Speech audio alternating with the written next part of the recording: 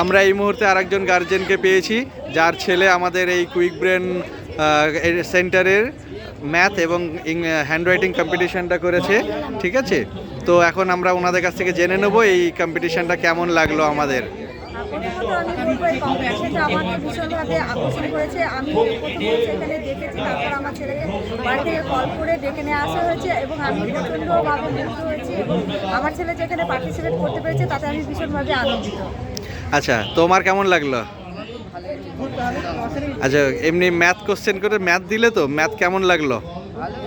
না, মা বললেন ছেলে ম্যাথে খুব ভালো, তো তার জন্য আরও বললাম যে একটু নিয়ে আসুন ছেলেকে, আমরা দেখি কেমন লাগছে। তেমনি হয়েছে, সবগুলো উত্তর হয়েছে। আচ্ছা, থ্যাংক ইউ।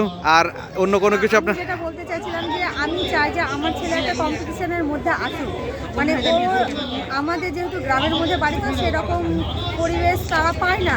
আমার এখানে এসে আমার ভীষণই ভালো লাগলো যে না, আমার ছেলেকে এখানে একটা অংশগ্রহণ করানো যেতে পারে। তাই আমি কিন্তু মুগ্ধ, মানে মনোমুগ্ধ হয়ে কিন্তু ওকে কল করে এখানে আনা হয়েছে ওকে, যে ও এসে এরকম একটা নতুন পরিবেশের কাছে আসুক এবং নিজেকে নতুনভাবে দেখুক। আর বইমেলাটা একটা ভীষণভাবে ভালো জিনিস। আমি আমার পূর্ব অভিজ্ঞতা রয়েছে, বইমেলাতে আমি অনেকবার এসেছি, আমার বইমেলা ভীষণই ভালো লাগে। আর এখানে যে অ্যাঙ্কারিং করা হচ্ছে, কবিতা বলা হচ্ছে, সমস্ত কিন্তু আমাকে